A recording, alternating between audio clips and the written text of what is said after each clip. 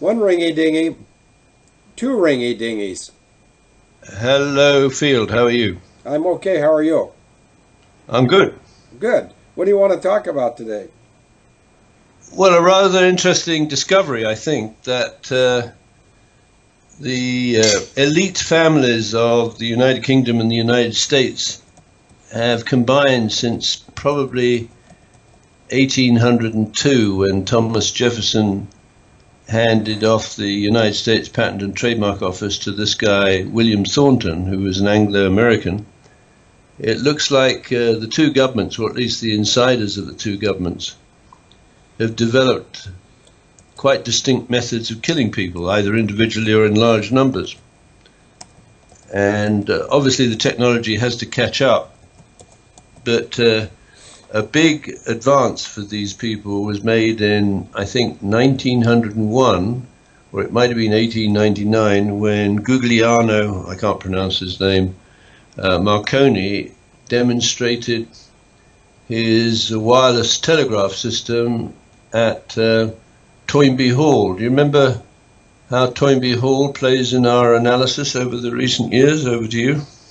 Yes, it's where John Profumo, who is the previous Minister of Defense, used to clean toilets.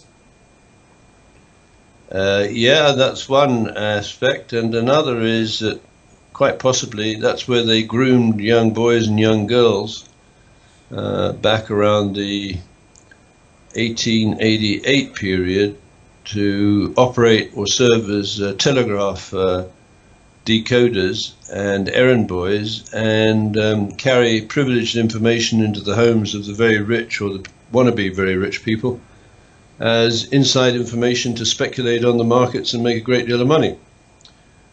And I think there's a very strong probability that the mothers of these children were protesting, and they needed to be given or set an example. And here we have an example of the Penetrator type murders, because in some cases the prostitute women in the area around Toynbee Hall were eviscerated. I did teach you what eviscerated was, didn't I?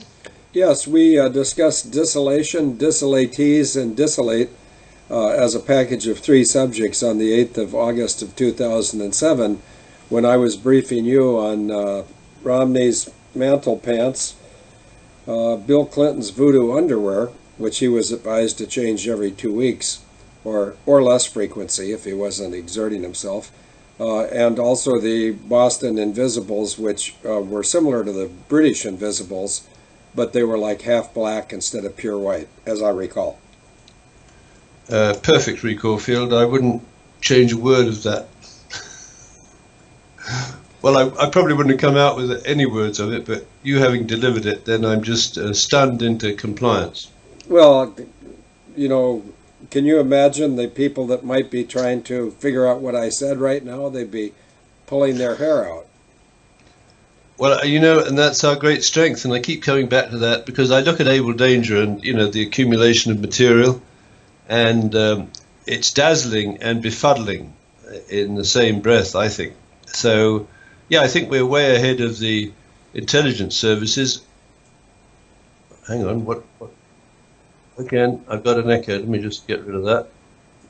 I went into the show ad and it threw me out again because it wants to talk to me or overlay my brilliant conversation field. Yes, understood.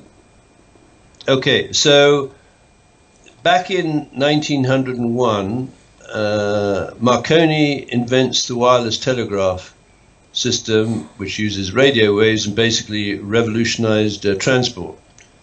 And fast forward to the Titanic, I found out that his patent of 1901 has been reassigned, and I don't know when it was reassigned. I'm not 100% certain who it was reassigned, who reassigned it, but I knew it was reassigned to BAE, British Aerospace, which does seem odd because this is 1901 when the original invention was patented by Marconi, and now we're looking at a British company that is riven by corruption. I think the alia project of selling Typhoon jets to Saudi Arabia. I think there was a kickback of $4 to $10 billion going to various, how shall I say it, elite families in the United States and the United Kingdom. So it's a well-funded operation. But fast forward, somewhere after World War II, and I think the model was developed with the long-range desert group, which were these really tough guys, a number of colonials, Australians, New Zealanders, Brits, Canadians, were sent behind enemy lines, Rommel's lines in North Africa, and they wreaked havoc. And apparently Rommel said that, man for man, this was the most dangerous group we had to contend with, because I think you would like that to, from a tactical point of view, Phil, they tend to blow up fuel dumps. Now, didn't you say that there was a fuel dump that wasn't targeted at Pearl Harbor? Did I understand you correctly? Yes, and that's extremely significant. And I'm going to ask Vanishing Point, who's also known as Phil, who's also known as Alpha Hotel. I think he can probably Google as fast as anyone. But the name of the fuel dump in Honolulu at Pearl Harbor was Red Hill, Redhill. And I don't know if this indicates that the Japanese attack was a half-hearted attack for show and shock and awe, but if they were serious about disabling the Navy or taking them out of the Pacific War, they made two mistakes. They got all the old ships, none of the new ships, and they also didn't put a single bomb in the fuel storage unit, which was called Red Hill. And had they bombed that, they would have taken out the fuel supply for every U.S. Navy combatant vessel between the west coast of the U.S. and Japan. So who knows if they failed to target it, which would be because maybe whatever his name was, Mountbatten, he surveilled Pearl Harbor and Honolulu and Hawaii. I think it was in June of 1940. You want to correct me on that, or is that close enough? I think it was earlier in the year, the Pearl Harbor attack, which was 41, right?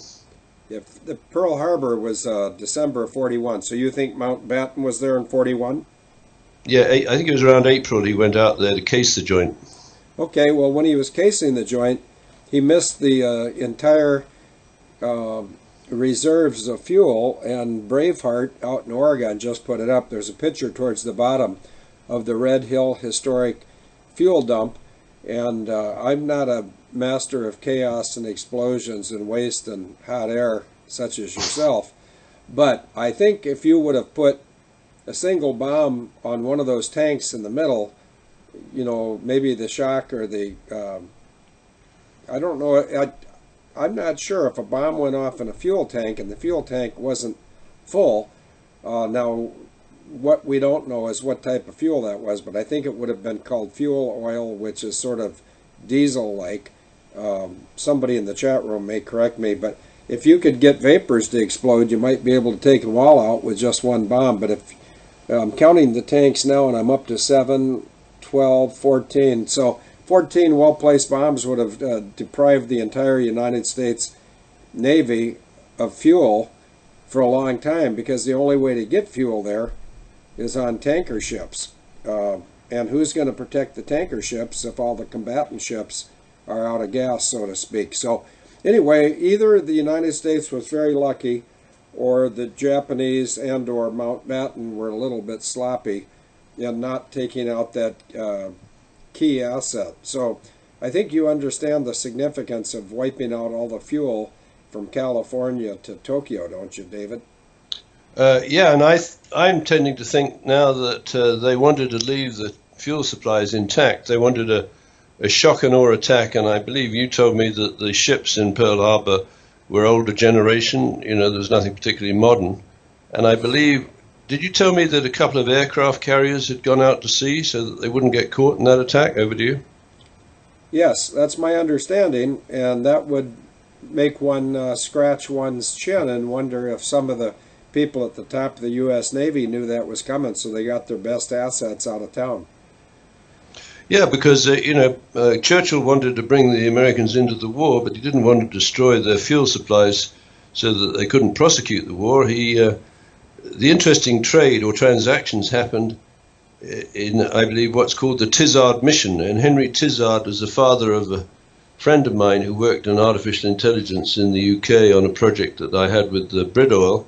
But that's an aside. Henry Tizard was the chief scientist for the Brits, and he went out to Washington in September of 1940 with all of the UK's top secrets, including an example of what's known as a cavity magnetron.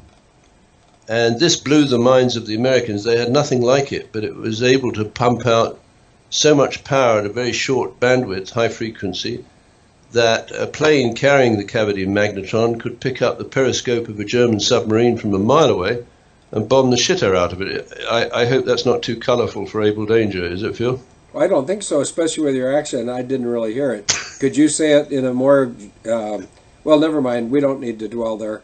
But I'm getting a lot of, or not I am, we are getting a lot of support from the chat room with all sorts of pictures of Red Hill, so I think a lot of people are agreeing with us that that was a strategic target that failed to get taken out, which raises a question. Did it fail to get taken out because the people, including Mountbatten and the Japanese, didn't know about it, or was it because this was all a great big chess game and they needed to leave some white players in so the black players didn't just shut down the U.S. Navy? But it's remarkable that all of the, not all, but I think most, if not all, of the modern warships were at sea, where they were more elusive and spread over a lot larger landscape or seascape, whereas the ships that were all huddled together in Pearl Harbor were some older ships. In fact, I know Braveheart likes to figure stuff out. I'd like to know if the USS Arizona, I'd like to know how old that ship was, because that's the one that's the key attraction and the monument to the dead for the sneak attack at Pearl Harbor. And one of the things you may not think about, David, but when they got some of these ships to go to the bottom in Pearl Harbor, like the Arizona, and if any of them got disabled in the channel, they blocked any other ships trying to get out of the channel. So I'm going to wait here patiently and see if Braveheart or anybody else comes up with what year the Arizona was built. But I think it was not real brand new. I think it was sort of old at the time it went down, and it went down with close to 1,000 men on it, if not more. So I'll wait patiently while you rabbit on with cutting-edge technology, okay? Yeah, okay, thanks, Phil. So Henry Tizard comes out, I think it was in September of 1940, to Washington with a trunk full of top-secret information, including methods to build the Whittle jet engine and some of the basic elements of the atomic bomb that was later be dropped in Nagasaki and Hiroshima, and an example of this cavity magnetron. Now, I don't know whether that was prior or after, but we have this character, Victor Rothschild, who was a very important advisor to Churchill. Obviously, the name has a certain connotation. And the guy allegedly has an IQ of 180, but the collective IQ of Abel Danger will swamp him, I think. That's no problem. He's dead, of course. I think he died in 1990. But he had gone into the laboratory at Birmingham University where they developed the cavity magnetron, and he'd swiped an example, and then he sent it back 3 days later to the scientist in charge of that program and said, you've got to be more careful with your security. A lot of people believe that when Victor Rothschild left, he actually copied the design of the cavity magnetron and sent it to the Russians. I personally don't think he sent it to the Russians. I think he sent it to the bankers' cartel headed up by N.M. Rothschild and Sons Limited, that I think is the 5th oldest British bank and was founded in 1811, which is about the time that Dr. William Thornton was cheating various patent applicants at the United States Patent and Trademark Office, but I digress. Anyway, we had, or the Scots had, you know, people, a lot of people say, oh, it's the Jews that done it, Field. And I like to reply, well, how about the Scots? Because there's a really, really dirty Scot by the name of Lord Arthur Semple, who was busy having stolen all of the Royal Navy's secrets, including that of the HMS Argus, the world's first aircraft carrier. take them out with a bit of finance from NM Rothschild and HSBC, and helped finance the remilitarization of Japan and the Imperial Japanese Navy, ready for the attack of 9/11. So this guy was a scumbag and a traitor, but he was an aristocrat and he had connections to the royal family, and they let him run. I think Churchill wanted him arrested and shot, but he wasn't able to prevail. So I would imagine, Field, that the cavity magnetron was transferred via the patentee assigned at the time to the Japanese Navy, and they were able to pick out the precise targets they wanted to hit and they wanted to avoid, which I believe includes the fuel tanks, in the attack of Pearl Harbor.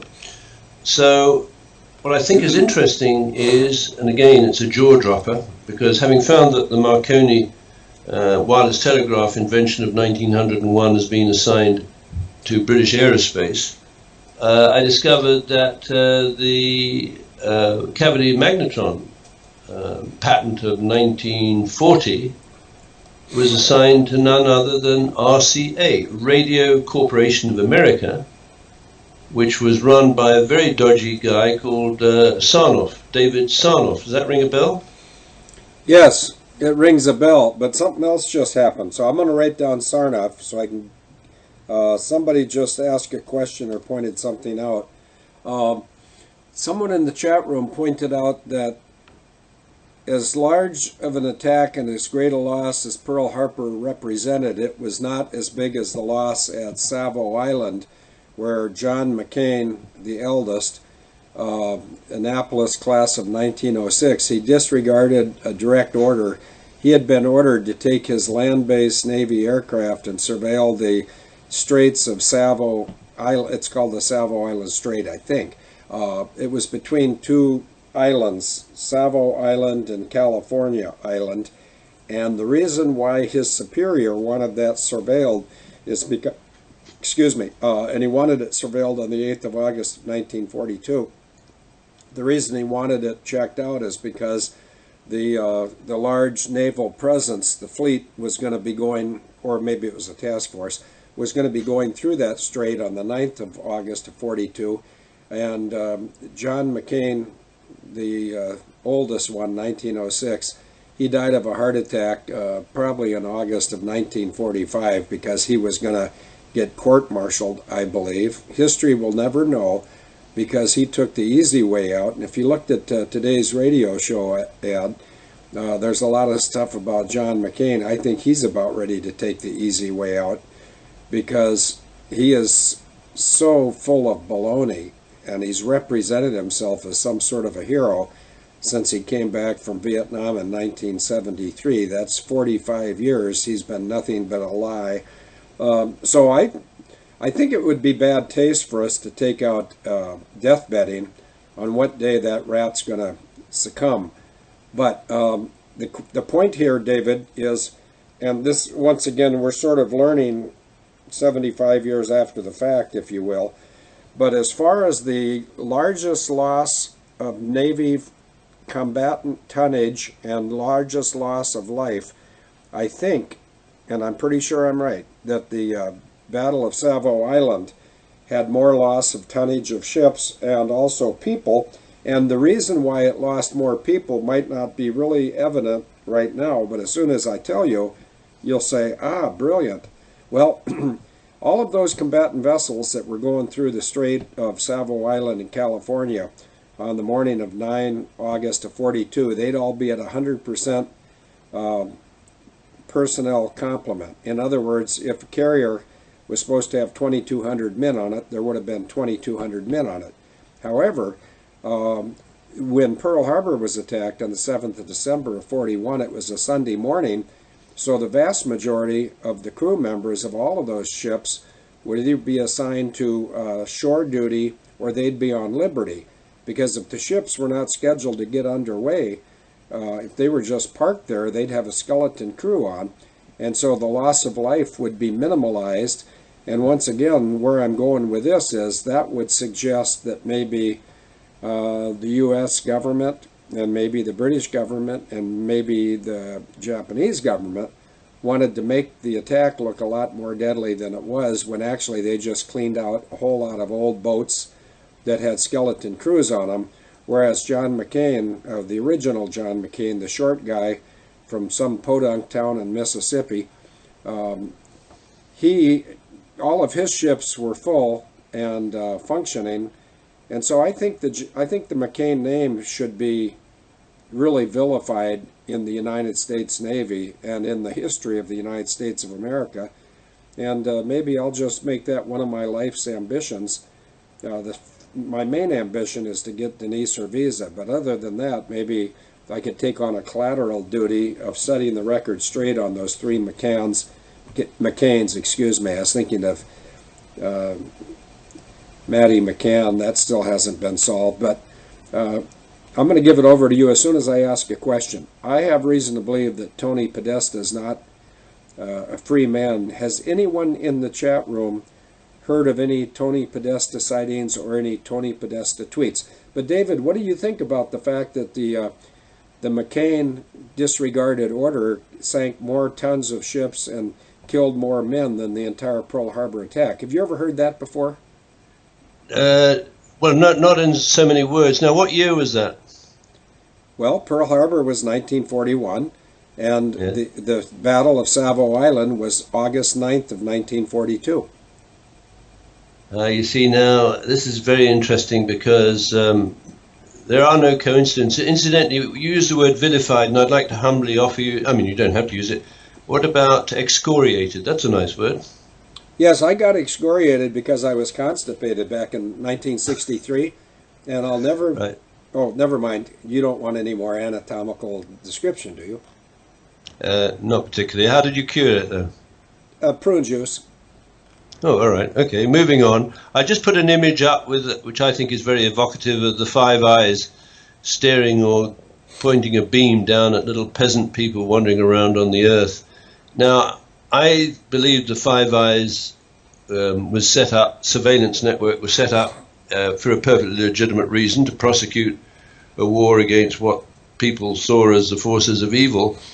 But I don't think the Five Eyes surveillance system has proven resistant to penetration, pun intended, by your sister's Con Air SWAT team network. Now, going back to that conversation when she called you in December of 1988, what I hadn't realized is there was one aircraft, I think, associated with the United States Marshal Services that was used around the 1983 period for ferrying prisoners around. Are you familiar with that, Field? Over to you. Well, yeah, I am, but you got to tell me which airplane. There were several back then. Are you talking about a particular model of aircraft flown by the Marshal Service? I think, well, I know that I believe there's only one in 1983, but correct me if I'm wrong. Well, I don't know if you're wrong or right until you tell me what it was. Well, it's a Boeing, and other than that, maybe someone in the chat room could find out. It's a Boeing 727 then, but they also had Convair 580s and DC-9s operating early on. Oh, okay. So when your sister called you in December of 1988, I presume she was referring to the existing U.S. Marshal Service, but then she went on to use the Department of Justice Asset Forfeiture Fund, in my opinion, not so humble opinion, to set up an international Con Air SWAT team service engaged in murder for hire and mass casualty events and sabotage, using weapons borrowed or licensed or extorted from patentees or assignees in the United States Patent and Trademark Office. And maybe that was our missing link, Phil, because I found out this guy, Jerome Lemelson, really interesting character, who started filing patents, I think, in the 50s and 60s, but he would do a very dirty trick. So he'd watch these companies like Sony and so on as they developed their technologies in their research labs and development labs. He'd read all the magazines. He had an intelligence network, and what he'd do is he'd identify where Sony might end up in 3 or 4 years' time, and then take out a patent that would ambush Sony. So when it came out with the actual kit, he'd force or extort Sonny into providing him with protection money. And I'm thinking the Lemelson Foundation, I haven't quite made up my mind yet, may need to be added to the list of defendants in these class action suits. I think it's got a few $1 billion in it because he's really shaken down some very big companies, including Field. Would you be surprised? Boeing. How about that? Over to you. Nothing surprises me. I'm trying to keep up with the chat room, so I wasn't really listening. But I don't want you to think I'm basking in self-appreciation, but I do think that probably this show right now that we're doing is probably the first time in history that, and I'm going to pick 3 people to straighten me out. In fact, M4 Sabo is one of them. I'm going to make a statement, and I want Agent Bugs, Sabo, Braveheart, Duke, Ginger Cookie, Hugh of Utica, Jack Mac, I would like any of those people and Vanishing Point, and you don't all have to do it. That's people I named. I named them for a reason. I think that what we've just done collectively with Abel Danger is we've just pointed out, and I don't think anybody's ever pointed this out before, and I'd love to be corrected. I truly would love to be corrected. I think nobody's ever pointed out that the McCain family sank more tonnage of U.S. Navy combatant vessels and killed more U.S. Navy men on the 9th of August of 1942 than the Japanese Navy did at Pearl Harbor. Do you think that's a boastful statement, David? No, Field, and I think it's also relevant because earlier on we were talking about how the elite families, for want of a better word, in the United Kingdom and the United States and the other elements of the colonies had been clubbing together to find effective methods of killing the peasants. Over to you. Yeah, well, they're trying to kill all the peasants. I think they've, I grew up in a military family, and I went to a military academy, and I was naive enough to think that that meant that I was supposed to learn how to be a leader. But I haven't seen much leadership out of the military, frankly.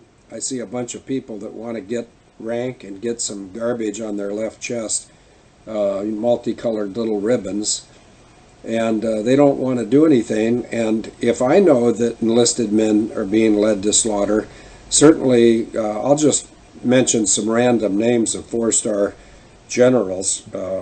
General Cody, General Abazad, General, I almost slipped and said a good general. I'm sure glad I didn't. General Petraeus, General Dempsey, General McChrystal, General Kensinger, General Pharisee. All of those people covered up the assassination of Pat Tillman. And if I know he was assassinated, all of those generals do too. And what's interesting about those generals is every single one of them is a West Point graduate, which means the taxpayers lost their investment on every one of those generals because they're not leaders, they're cowards. And then there's another general, actually he's the same guy, but he's a daily double. General Dempsey participated in the execution of the Extortion 17 men, 38 men, and a dog named Bart. And, he should be doubly ashamed of himself, but I think it's beyond that. If it could be proven that what I just said is correct, and it is, or I wouldn't have said it, Dempsey participated in the cover-up of Tillman's assassination, and Dempsey signed off on the order that was signed by Obama, Leon Panetta, and Dempsey to kill 38 men and a dog. And one of those 38 men was Aaron Carson Vaughn. And Aaron Carson Vaughn's parents, Billy and Karen, came to Plum City on 3 occasions, and we dedicated a 1936 Studebaker to the memory of Aaron Carson Vaughn. Now, that may be confusing to some people. Others would say, so what does that mean? Well, what that means is that not all officers or career officers are ignorant of the needs and the contributions of the enlisted force of the military, because if these candy-ass officers didn't have any enlisted men to order around, there'd be no force projected. And the only reason the Department of Defense, which strangely enough it's offense for the last 40 years, but let's not worry about that because the military-industrial complex is making billions if not trillions, so let's not worry about the fact that it's the Defense Department on the offensive. I think under Trump you're going to see some repositioning. I think you're going to see the United States out of Syria before too much longer. I think you're going to see a balance of something in the Middle East so that the bankers and the people like BAE can't go in there and continue to make billions of dollars just because professional military officers, of which I've named numerous, and I've got more that I could name, and I'd love to at some point. I think they should be hung for treason. There's a guy that was participating in the exercise. It was no exercise at all. It was assassination. But when Extortion 17 went down, there's a key player who's either a general or an admiral whose name hasn't surfaced yet, but it will. I'm quite certain that his name will surface. And when you go about sending hundreds or thousands of U.S. enlisted forces to their death, knowing they're going to get it, you're a coward and you need to be hung. David, over to you. Yeah, and there's another group of, I think, very courageous men and women who are going to be really pissed off when they find out, I mean, if we're right, about this use of the patent office to kill them. And that's the Fire Department of New York. So towards the end of last week, Field, I had a chat with Craig, and he's agreed to do a 5-10 minute teaser / video on the events, whichever is uppermost in my mind at the moment, and I'm really, really interested in how they managed to knock off 343 firefighters in the Twin Towers. So in today's post, what I've said, please accept brief 273 from Field McConnell, United States Marine Corps whistleblower and Global Operations Director of Abel Danger, wherein he and his research team with Abel Danger plan to help injured communities launch crowd-funded docu-dramas and lawsuits on behalf of plaintiffs where victims died as a result of the negligent, reckless, willful, fraudulent or concealed use of patented devices by Con Air SWAT team commanders. Parenthetically, I believe Con Air SWAT team command in 1988 was your sister, Christine Marcy, but moving on. By Con Air SWAT team commanders hired in the Five Eyes countries, which is, of course, UK, US, Canada, New Zealand and Australia, through the Department of Justice Asset Forfeiture Fund. And I arbitrarily, but I think it's a good division, I'll be happy to have your input there, Field, these kind of weapons into two. One is radio control devices and the other one is penetrator devices. So radio control devices would be derived through alleged continuation frauds by Serco, formerly RCA GB 1929, operatives of the United States Patent and Trademark Office and Defense Ammunition Center from Winston Churchill's Toyshop, a British weapon R&D organization of World War II. So I'm very confident that the cavity magnetron was developed with the knowledge and consent and stimulus, if you will, direct from Winston Churchill through his aide and advisor, Victor Rothschild. And it is alleged Victor Rothschild either hosted or knew of or used blackmail at these orgies where a man called Socks on Rothschild, because he was wearing a mask and he wouldn't take his socks off, at least I don't think he wore, I think he wore a mask, he would be sodomizing someone who, like Anthony Blunt, who would be strangling a young boy. So these are pretty sick characters. Part of the course, I guess, but at a ceremony, if that's the right word, obviously the people watching or participating in that would be very vulnerable to blackmail. And then there's the penetrator devices. Now this is a rather really nasty concept. Obviously you can initiate a bomb on a plane with a radio device and kill everyone on the plane, and they would be killed probably by crushing injuries or physical injuries. And then there's this other kind of device, the penetrator device, such as Taser International Incorporated's handheld stun gun for incapacitating a human target, which allegedly spot-fixed the late JonBenét Ramsey on Christmas Day 1996, or Lockheed Martin's corporation's rocket-boosted guided hard target Penetrator, which allegedly hit New York City's World Trade Center 1 North Tower, 40 floors above a Serco junket room on the 47th floor. I'll come back to the idea of a junket room. On the 47th floor, where the London and New York City agents of NM Rothschild and Sons apparently spot-fixed the body counts of, inter alia, the 343 members of the Fire Department of New York who were murdered in the WTC Twin Towers on 9/11. Now, there was something very interesting happening with the New York Fire Department of New York's radio systems. Were you aware that their old Motorola systems were taken away for about a week, and a new system was used to equip the Fire Department of New York around the March 2001 period? Over to you, Phil. Yes, they did a switch, and then right before 9/11 they switched back to the older, less capable radios, did they not? Yeah, and I think so. Now, either a few of the newer versions were kept for sinister purposes, or the ones that they took away were backdoored so that you could inject an initiation signal without the knowledge and consent of the guys who were using the backdoored old version of the Marconi. So I'll read fourth paragraph. AD believes that Rothschild agents used the Serco NPL clock, that's the cesium fountain clock, at the National Physical Laboratory in Teddington in the control of Serco on 9/11.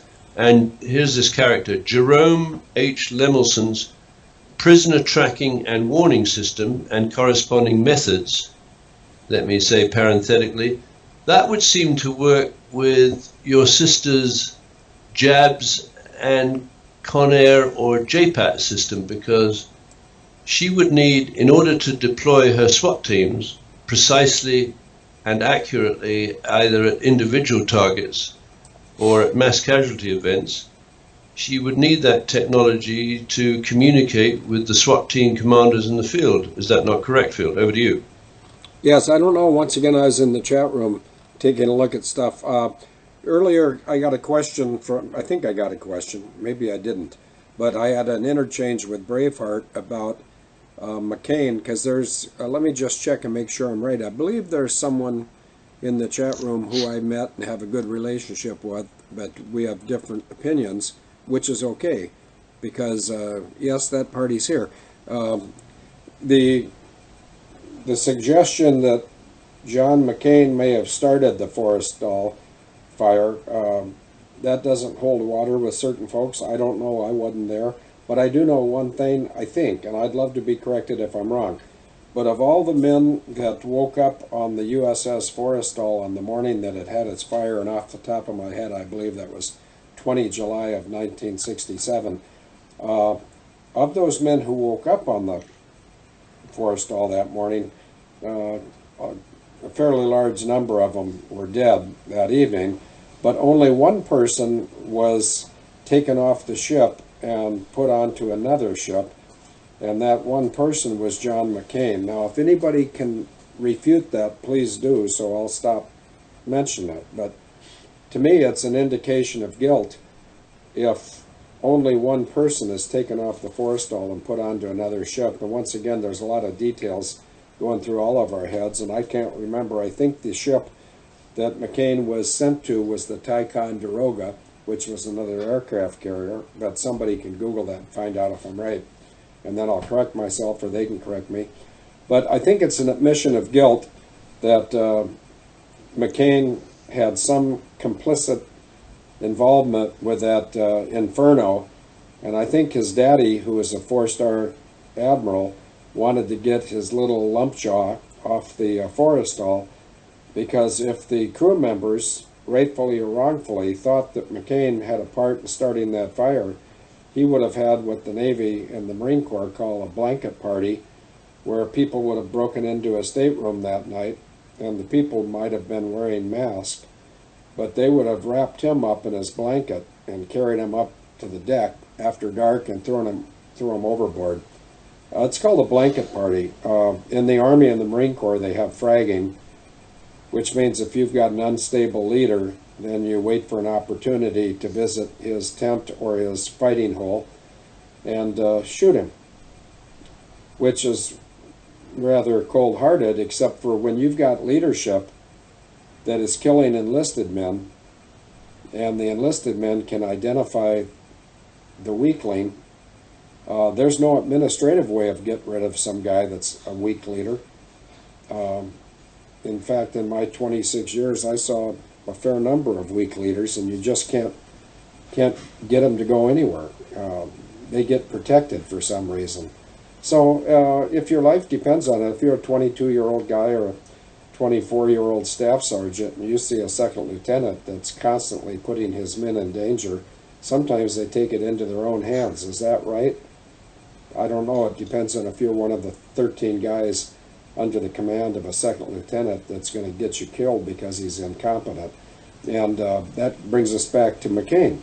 For whatever reason, he was taken off the Forrestal on the very afternoon of the incident, fire, and he was the only guy that was taken off that I'm aware of. I'd love to be corrected, and so I'm going to go to the chat room now and see if somebody can please correct me. But in the meantime, David, did you have a question? Because I sidestepped your question because I didn't know the answer. But if you repeat it, maybe I could pretend like I know. No, it's okay, Field, but I think you've hit a nerve there, because there's always a couple of explanations in behavior like that. Like you've mentioned, an incompetent officer that puts his men and women at risk. There's also the possibility that he's maybe scared to death or being blackmailed to sabotage the mission. And you and the Brits and other parties in the Five Eyes countries have got plenty of experience of missions that have been sabotaged that we tend to put down to incompetent officers. But what I'm suggesting is, Field, if you have this character, Socks on Rothschild, who's sodomizing a man who's strangling a young boy at some ceremony, perhaps replicated by the Cray twins, who controlled the London underground crime world for the 1950s and 1960s, I think, and then went behind bars. I think your sister, she's a quick learn. I still imagine myself on one of her planes, JPAT's planes, knowing the woman is a psychopath and can have me dosed with her prisoner medical services program with some drug that turns me into a zombie, or maybe gives me brain damage or syphilis or whatever, in a plane that she might have rigged that could be crashed into a building and kill me. So when she says in that article in the San Diego Chronicle or something, our prisoners don't spit or kick, I think there's a very good explanation why your sister's prisoners didn't kick or spit. What do you think, Field? Over to you. Yeah, I think that we're figuring a lot of this stuff out. I've been corrected on two things here. I said the 20th of July of 67. It was the 29th of July of 67. Thank you, whoever corrected me. I also said I thought it was the Ticonderoga. It was not. It was the Oriskany that he was shuffled off to. But whoever told me it was the Oriskany, which is Jack Mack, thank you. By the way, Jack Mack, I think I've driven... No, wait a minute. No, I haven't driven the 413 yet, but I started it a couple weeks ago because somebody was visiting the farm and they wanted to hear that one in the 36 run. But anyway, here's something. Now, this is going to make some eyes roll because people are going to think I'm suggesting this is the case. I'm not suggesting this is the case, but from the chat room contribution by Jack Mack, he pointed out that when McCain was shot down, he was flying a mission off the Oriskany. Now, his squadron aircraft would have been back on the Forrestal, as would his squadron crewmates. It would be interesting to know if he was flying a squadron aircraft from a squadron that was embarked on the Oriskany, and if he was flying it with squadron personnel from the Oriskany, because here comes one of these things that's going to make you very nervous, David. We're talking about something that happened, I'm doing the math in my head here, 51 years ago. I think. 51 years ago, in the heat of combat, an A-4 was blown out of the sky en route as part of a strike package into North Vietnam. What if somebody on the Oriskany had reason to believe that John McCain had a part in killing 134 men? The official story is his aircraft was shot down by a SAM. Okay, that's a surface-to-air missile. I'm putting this out to Braveheart and Jack Mac, and if I can think of anybody, well, and M4S. It would be interesting to know if people that were in his strike package saw a missile come hit his aircraft, if it was coming, you know, vertically as if fired from the ground, or if it was coming horizontally as if fired from the air. Am I suggesting that somebody shot down McCain? No, we all know that. He was a POW. Somebody did shoot down McCain. But he crashed 5 airplanes. He participated in some things that were a little hard on morale. And he just was not a professional naval officer, and he's been even less professional as a senator because he can't get honest and admit what he did 51 years ago and let those families have a little bit of closure. And as far as leaving POWs behind in Vietnam, it's a good thing God will forgive him that, because U.S. military personnel never would. David, over to you. And neither will Abel Danger, because our memory goes back a long, long time. Well, take a look at radio show ad today. It's just full of McCain. In fact, after I finish the radio show ad, I'm going to check and see if this lady from Montana's here. I'm going down to the K section, JK. Nope, she's not here. But one of our agents in Montana sent me a picture of a dead rat in a box, and what a coincidence.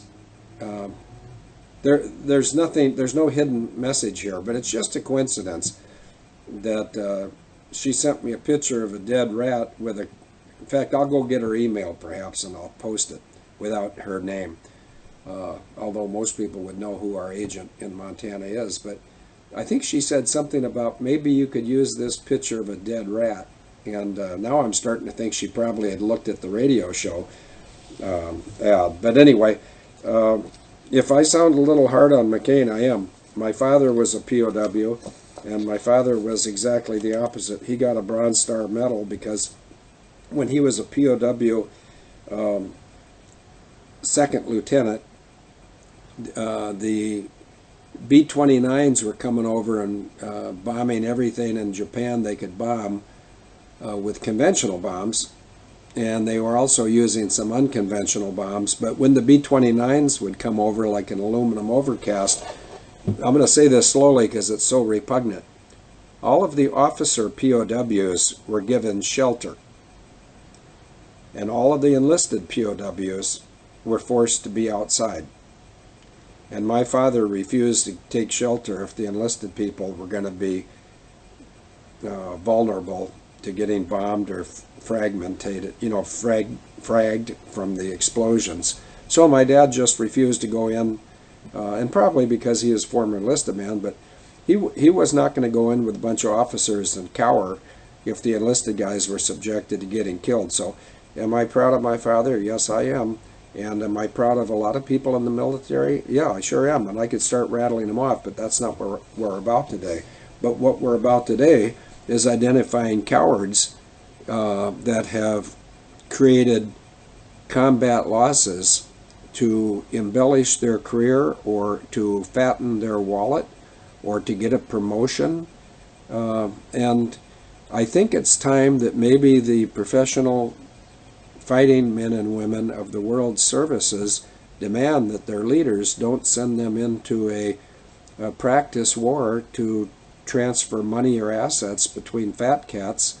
And maybe it's time for some of us veterans of all nations, I'd invite Russia and the Koreas, plural, and Vietnam, and the UK, and the US, and the Aussies, and the Canadians, and the New Zealanders, I think our militaries should hold accountable the civilians that have been totally disrespectful and caused unnecessary losses of combat troops who thought they were doing the right thing for the country that they were raised in and offered their life up to. And so often those lives, I don't know how many people were killed in Vietnam, and I don't even want to know, but somebody will post it.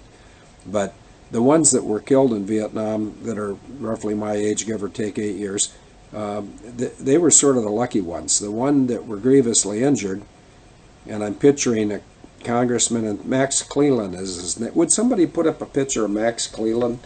In 1968, he lost 3 limbs and a half of his last limb, and he later was a senator from Georgia. He got kicked out of there because he was a conservative and they wanted to put another creep back in.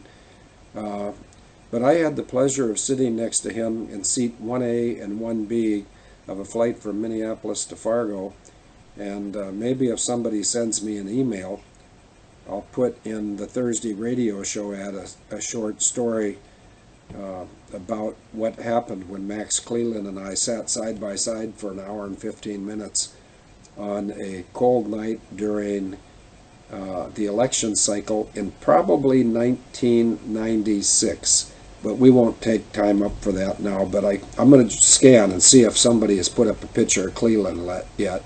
Nope, they haven't yet. But Cleland lost 3.5 limbs, and I think it was during the Tet Offensive, and it might have been Khe Sanh. I'm not sure, it doesn't matter. But wherever his 3.5 limbs went, his spirit and his fighting spirit didn't go. When I talked to him, he is still alert and intelligent and committed and trying hard. And, try as hard as he might, he was never going to overwhelm the people that Abel Danger is trying to overwhelm, because you just can't walk in their office and say, I got a bone to pick with you. What you have to do is you got to hang all their dirty laundry out in such a way. Right now, David, I don't know if you know this, I think today's radio show is number 873. If the McCain family or the Bush family, or I'm not sure if you want to call them the Sotero men, or Christine Marcy, but if they thought they could scrub 873 radio shows to hide their misdeeds, they're wasting their time. Because once the idea is in the mind of the recipients, if they hear the words or they read the words, then it causes a lot of people to start thinking and researching and reading and finding out just how evil the governments, the UK and the US, I think, are right at the top of it. I don't know if there is a government in Israel, but certainly they're up at the top also. They're just absolute deceivers, and that's by their own admission. They say that we will wage war by deception. Well, good, deceive me. David, over to you. Yeah, thank you, Phil. And while you were talking there, I'm just recognizing, I think, the unique privilege we have and pleasure that Abel Danger can act in this day and age, and we don't need to go into the front office and pick bones with people. We can come in through the back door of the internet and, if necessary, blow the office up, but I think more appropriately, haul the incumbents out and put them in the glare of sunlight and truth. And Phil, really the crimes these people have committed are so heinous, so outrageous, it's hard to think of a punishment, and I'm just speculating here, other than exposing the crimes or their crimes and letting them go free. What do you think the reaction, if we found, for example, of a crowd, as far as your sister's concerned, if they found she had been administering mind-altering drugs to prisoners and turning them into Luciferians? And I want to read today, I got a mind-blowing reference to a patent, which I'll read to you in my email. US 201-3028-1879A1. Determination of whether a Luciferian can be rehabilitated. An aspect of the present invention is a method for determining whether a Luciferian can be rehabilitated. The method includes stimulating the Luciferian with a first stimulus and recording a first physiological response by the Luciferian to said first stimulus. The method includes determining from the first physiological response a first polarity of the Luciferian's response to the first stimulus. The method includes stimulating the Luciferian with a second stimulus and recording a second physiological response by the Luciferian to said second. Now that's gobbledygook, Phil, but I invite you to consider the possibility that these people can quite easily substitute for Luciferian Christian. What do you think the effect on Christians will be? Over to you. Well, go ahead. You just got a little garbled there. Were you suggesting that they were creating Luciferians with psychotropic drugs? Yes, and treating them, or converting Christians into Luciferians with psychotropic drugs and then treating them in the shrink that they nearly sent you to. Over to you. Well, that's funny because I'm posting something right now, and I'll get back to shrink and me and somebody else. Here's something based on the previous outburst by you. I said if McCain were to remain free in Arizona, it would be a 50-50 bet on who'd get him, the Native Americans or the veterans of Special Ops, Army, Navy, Marines, etc. I would bet on the Indians. Now, some people could say, well, why did you start with Native Americans and then jump over to Indians? Well, first of all, I think the Indians are quite happy to be called Indians. I'm part Indian, 136th, not much of a part, but then I'm part Marine. And I think McCain would be nervous. I can see why he'd want to be dead. There's sure a lot of talk about his eulogies, which reminds me, I'd like to throw my hat in the ring for that. It'd be about a 20-minute eulogy. There would be a lot of dry eyes. You know, usually you say there'd be no dry eyes. No, there'd be a lot of dry eyes. And there'd be a lot of eye-launched darts going towards the remaining McCains. I think that's the worst name in U.S. military history. And I'll stop right there, because if anybody can think of a worse family in U.S. military history, please put it up in the chat room so I see it. David, you were just asking me a question, and I have the answer to your question, but can you repeat the question? Well, roughly, why wouldn't they use this technology to convert Christians into Luciferians and maybe back again and send them to a shrink and have them put down like mad dogs or lose their jobs? Over to you. Well, that's what they've done. And the last time we had a show, that was Thursday, I mentioned that one of the Abel Danger people with a name that's quite visible, and I'm not going to mention it because I will let that person talk about it. But last week, today's Monday, so sometime like last Sunday or Monday, so a week ago, somebody was taken into custody and asked a bunch of questions, and then the low-ranking police officer was coerced by his superiors to arrest this person and take him to a psychiatric unit of probably a state hospital.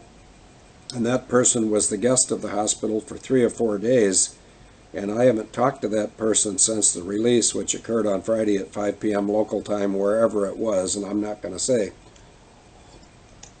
But there were a bunch of airline guys, and I was one of them, that if you make a big issue about a very serious safety issue and you don't keep your mouth shut, they'll send you to a shrink. Actually, in my case, they sent me to a doctor first because they try to get you the easy way. If they can get you to flunk a physical, then they can get you out of your flying job, which is not really their intention. Their real intention is to get a psychological diagnosis, whereupon they can give you psychotropic drugs, which will have twofold effect. You'll never fly another airplane. And number two is you cannot appear in court as an expert witness. As of right now today, the 14th of May, I think I'm still supposed to be in a courtroom somewhere on the East Coast on the 25th of May, and if I'm supposed to be there, I'll be there. But had I played patty cake with Northwest Airlines and the Airline Pilots Association, I could not be there as an expert witness because I would have been given a diagnosis and I may have been given a psychotropic drug. They've done it to Dan Hanley. They've done similar to, Dan Hanley was United, Wayne Witter was Delta, John Stepetich was Continental, Michael Driscoll was Spirit. There's another Continental guy named Newton Dixon And all these airline pilots who have been vilified and have their careers terminated and their reputations besmirched, it's all done by the same very small number of corrupt medical doctors working for the FAA and the Airline Pilots Association. And three of those doctors' names are Michael Berry, and I think he'll be facing criminal charges fairly soon. Warren Silberman, who's been, I believe he's lost his medical license. He certainly lost his job. A guy named Ed Elliott out in Los Angeles had a very nice, lucrative shrink office that, strangely enough, all the airlines in the United States, if they had somebody that they wanted to be dealt with a psychological diagnosis, they sent them all to Ed Elliott in Los Angeles. Now, why would you do that? If you want to hammer some pilot in Boston or Miami or Dallas, can't you find a local shrink? But maybe they didn't know if they could trust the local shrink, so they sent them all to Ed Elliott. And so what you have here is you got the FAA, Michael Huerta, and the Airline Pilots Association. The one I would hold accountable above all else would be Suzanne, excuse me. Suzanne, middle initial L for Lynn, Kalfus, Kalfus. When I had a civil case, 1:08-1600 (RMC, she made sure it ended in a fraud upon the court. Now, she was the fraudster, Suzanne Kalfus. But Suzanne Kalfus and Michael Huerta, those two names alone, should be held accountable for hundreds of wrongful deaths because the aircraft that were taken down with the BUAP and the FADEC, after I shared that with the United States government at 21:59 on the 10th of December of 2006, all those airplanes that went down subsequent to my warning, those were needless deaths, and they were not innocent deaths. Susan Kalfus, the attorney at ALPA, and Michael Huerta, the FAA administrator who recently got hired as a board of director for Delta. Strange that Delta would do that, because Delta is the airline that I told first in two ways. Number one, I told Northwest Airlines, which is now part of Delta, so they inherit the liability, as I understand. I also shared with the DARPA, DARPA, Delta Airline Pilots Association. So Delta's been advised twice about these illegal modifications. At some point, the chickens are coming home to roost. And if you take a look at what Trump has done with North Korea and what Trump is doing with the Middle East, if Trump can help these international disputes, is there any reason for any of us to think he can't clean up America? I think he can, and I think he will. And when the time comes, if he ever wants to reopen 9/11, I think we'll get a ring on our doorbell, and it will not be people in dark sunglasses and funny raincoats. David, over to you. Yeah, I think you're right, Field. And yesterday I was watching at a friend's this film, Erin Brockovich. I don't know if you've ever seen that. Yep. But it's an extraordinary film, a very determined woman. Actually, obviously, anatomically you're different, but you've got many of the persistent skills that she has with this outfit. Just the first sentence from her Wikipedia entry: Erin Brockovich is an American legal clerk and environmental activist who, despite her lack of formal education in the law, was instrumental in building a case against the Pacific Gas and Electrical Company of California in 1993. Her successful lawsuit was the subject of this film, which I urge everyone to look at. I've seen it once, but I saw it again last night. And I look at this woman now, what she did, she used to go out to these pools and pick up evidence with dead frogs and water samples and get them analyzed in a lab, and she built a case, but it was an enormously painstaking and time-consuming case back in 1993. And I realized, Field, our privilege at Abel Danger is the technology in 25 years has moved, and I'm not saying it's totally true. We don't need to leave our office. You don't need to leave your home. I don't need to leave my sub-basement. We've got an internet of incredible research capability. We can assemble the case of the caliber that Erin Brockovich did probably in 1/10 or 1/100th of the time. So with Craig on board to make a teaser, what I want to do this week is to make a 5 to 10 minute visa laying out the case for specifically the murder of the 343 firefighters in New York, where two kinds of weapons were used, I think, principally the radio-controlled bombs and the injector weapons or the penetrator weapons. And, for example, no one has yet given me a good explanation of how John O'Neill died. And so I'm going to make an assertion, yet to be proven, that he was actually shot with one of these biological bullets. But let me just read another paragraph from today's Post. Abel Danger believes that Rothschild agents used the Serco NPL clock and Jerome H. Lemelson's prisoner tracking system to synchronize and conceal the transmission of the Con Air SWAT team's trigger signals through the multi-channel radio of the late Fire Department of New York Chief of Department Peter James Gansey, or Ganshi, Jr., and Motorola's dynamic encryption key selection for encrypted radio transmission, which signals appear to have ignited incendiaries embedded in arconics, yes, that's the Grenfell Tower fire, double sheet aluminum panel and method for manufacture thereof, and killed 343 Fire Department of New York members with the radio-controlled demolition of WTC 1 and 2.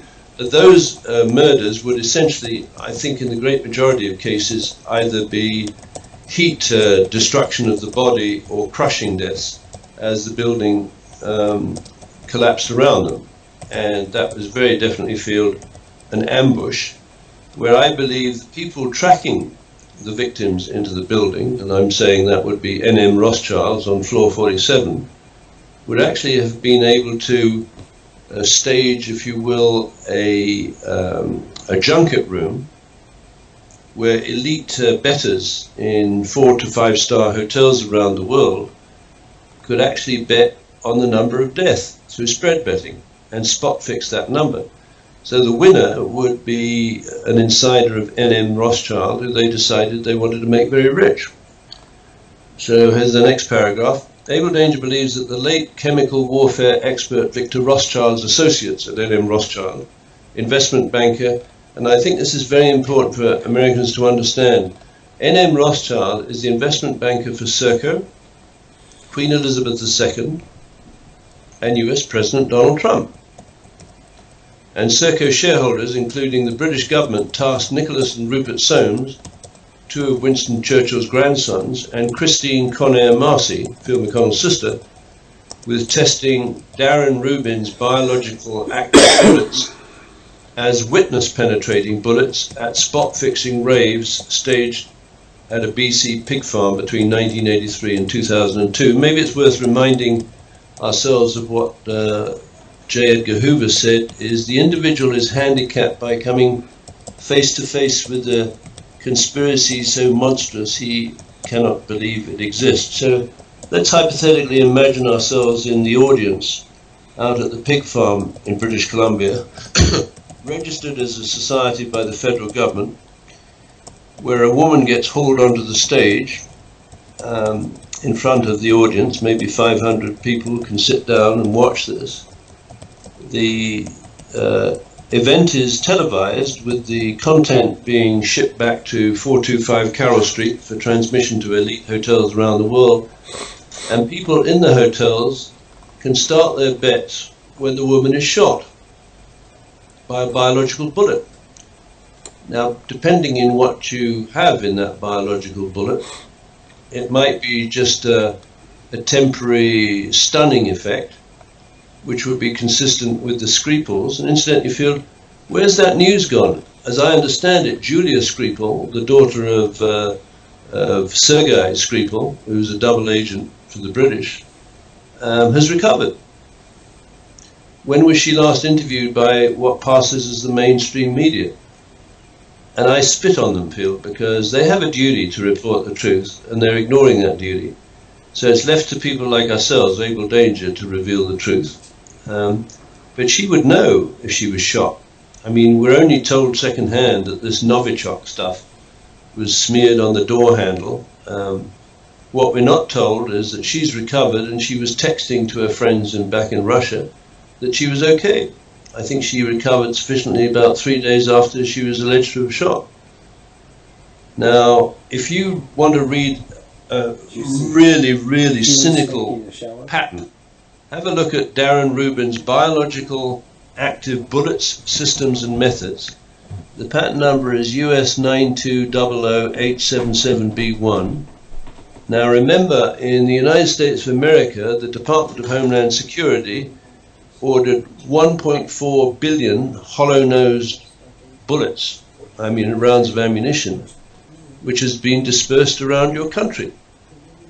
Now, I think we all know now what hidden in plain view means, but those are presumably now organized in weapons caches around the major cities of North America. Accessible to whom?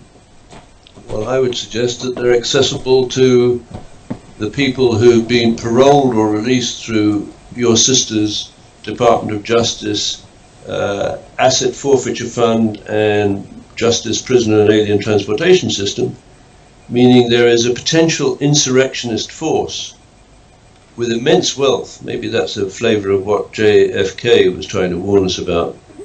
Access to the latest technology and the possibility of putting, maybe anthrax, ricin, hallucinogens, anticoagulants in those bullets, so they could have 1.4 billion rounds of ammunition, a whole bunch of ex-cons, or people working with the senior executive service, and you're ready and ripe for an insurrection, because there's going to be very few people, no matter how courageous in the National Guard or the Marines, who know that one scratch from one of these bullets could actually turn you into a robot and then kill you slowly and painfully over the next 2 hours, 3 hours, 5 hours, 10 hours.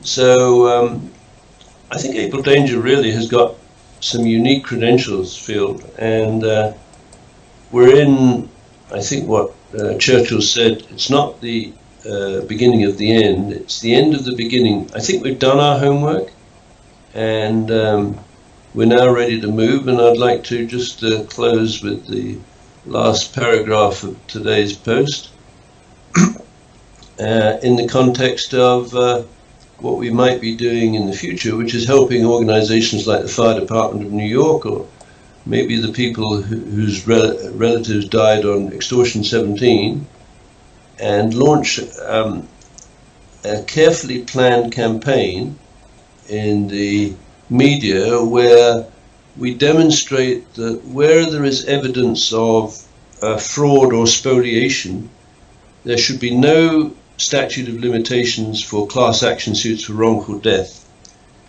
Because quite obviously, and you can see it outside the Pentagon lawn, when people pick up evidence and take it away, that's a felony. But what they're really doing is they're taking away evidence that could prove their monstrous conspiracy is wrong. And even taking away evidence leaves evidence at the crime scene, because it's a bit like the barking dog. Thank you, Braveheart. That's a pretty graphic image. DHS, the Nazi symbol. I can't read the, well then it's got, looks like the 1, 2, 3, 6 stars. I don't know what that is. Then you've got the father, the mother, and the children. DHS 500 million rounds. I thought it was 1.4 billion, but maybe it's 500 million rounds of 40 caliber bullets. And then we got this quite extraordinary situation where I think legitimately we can tell General Kelly, with this, the 273rd, that's amazing really, Kelly public briefing, we believe we can help the Trump administration to strip Serco, Con Air, and the United States Senior Executive Service out of any Five Eyes contracts, especially Serco's allegedly fraudulent contracts with patent offices, visa centers, and toy shops, and thereby defend America against social engineering by enemies both domestic and foreign. And if people say, well, I guess less than or fewer and fewer are going to be saying, who's Serco? Well, Serco runs prison systems in the United Kingdom and Australia and New Zealand. I think through Field's sister they have a joint what is it, a joint automated booking system arrangement with her Con Air aircraft. So between the Five Eyes countries, they can deploy a Con Air SWAT team anywhere in the world to do an individual hit and make it look like something else, or a mass sabotage attack, a mass murder attack, like in the Grenfell Towers or the Deepwater Horizon. And I would suggest their day has come, and Abel Danger is going to make it come a little bit faster. Over to you, Phil. Okay. Well, looking at these three bullets again, you saw a swastika, a DHS, and then you said something about 6 stars. Don't you recognize that? Is that Israel? Yeah, Star David. So let's not dwell on that, but that certainly enters into this. I say that because we're talking about DHS, and Michael Chertoff was at DHS when his understudy was a guy called J.M. Cohen. J.M. Cohen's a Naval Academy graduate from '68, and he worked for my sister at NSAWW with Courtney Banks and Deb Brown and Lynn Sherlock and a whole bunch of other malcontents. But David, over here, I've got a dinner appointment with Hugh, and Hugh is in the chat room because actually he's in the shower, but his name's in the chat room. It says Hugh Utica, and Hugh and his wife are Agent Vulcan and Agent Troy, and they're meeting us. It's not close to dark yet, but it'll be dark probably in 30-40 minutes. But it's a beautiful night in Clangolan, North Wales, and Hugh and his wife are going to be coming to this bed and breakfast.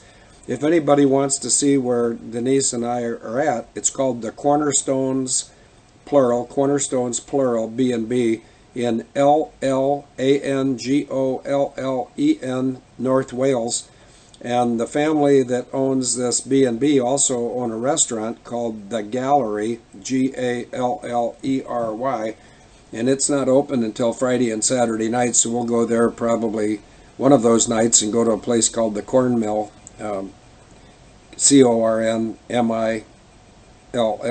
If anybody ever comes over to England, to the Birmingham area of England, it's just about 1 hour west to Clangolan, and I really recommend it. It's the most peaceful place I've ever been in the world. I'm going to turn around.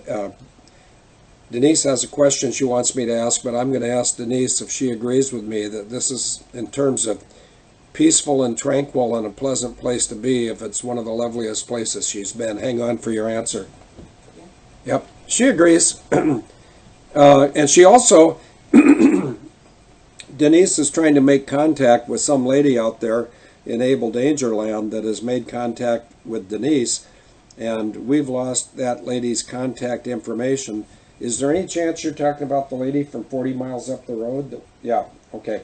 There's a woman who owns a coffee shop or a restaurant or a bakery, but I think it's a coffee shop type arrangement, roughly 40 miles north of Clangolan, Northern Wales, which may be back in England. I think 40 miles north of here would be England.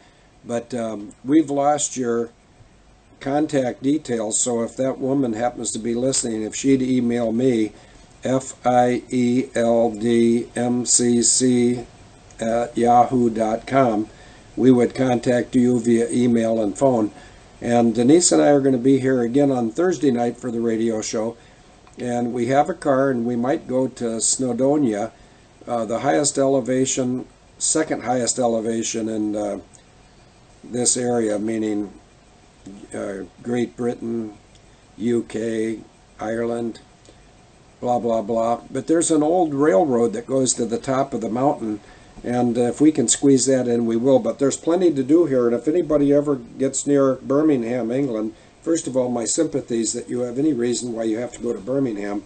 But secondly, if you want to refresh your spirit, come over to Clangolan. It's an hour west, and it's absolutely beautiful. So, David, do you have any closing remarks before... Oh, by the way, I think I saw that, yes, I did. Braveheart put up something by the Righteous Brothers, so I might address that after you're done, David. Yeah, I got a couple. I used to go mountaineering in Snowdonia, so I got many good memories of that. I wasn't very good mountaineer, but anyway, I stayed aloft for a while. And then I want to just address this issue if you will, from a forensic economic point of view of, and I'm not blaming people necessarily, the predilection for identifying as the Jews as the source of all evil, and just remind them that the Crown of England, probably very similar to other parts of Europe, has used the Jews in a very interesting way. So let me read just this comment from an article about the Magna Carta and Jewish interests. When their legal status was formalized, they were described as chattels of the king and physically belonging to him. In fact, like property, the king could mortgage his entire Jewry when needing to raise revenue. He could also tax them directly without permission of Parliament. The Crown's fiscal power over Jews meant that it was in the king's interest to ensure their safety, although more for his benefit than theirs. The total subservience of the Jews to the Crown was codified in graphic detail by John's son, that's King John, Henry III, in his mandate to the justices of 1253, which declared no Jew remain in England unless he do the king's service, and that from the hour of birth, every Jew, whether male or female, service in some way. And I'm not actually pointing the fingers at the Crown, I'm just saying, well, that was history. So I believe the intelligence arm of the Crown, let's say Henry Walsingham, maybe that's the wrong, Walsingham, Queen Elizabeth II, they would have used, and probably it wouldn't have been familiar terminology then, they would have used the Jews as limited hangouts. So when you're going after the monstrous conspiracy described by Edgar Hoover, I think we need to look through or past the Jews to see under what circumstances they're allowed to lend money in these extortionate ways, and who's the ultimate beneficiary of pogroms or massacres, when a significant number of Jews are murdered, let's say, but a less significant number but very powerful Jews are allowed to get richer and richer and more powerful. Now, I talked about this guy, Jerome Lemelson Field, and I think the most important patent he ever came up with was this prisoner tracking, where he would have worked with your sister. And he's an Austrian Jewish descent, and I think he would have been a witting or unwitting party to the group of Jews that captured the United States Patent and Trademark Office and the National Visa Center and the Defense Ammunition Center through Serco. But behind them, and you might think I'm being frivolous because you've got a name that's redolent of Scottishness, I think there are some very powerful Scots. But it comes back to my general argument that we should spend less and less time on the mens rea of the crime, and more time on the actus reus, which are the facts of the crime, to identify the weapon and then who had the opportunity to use that weapon.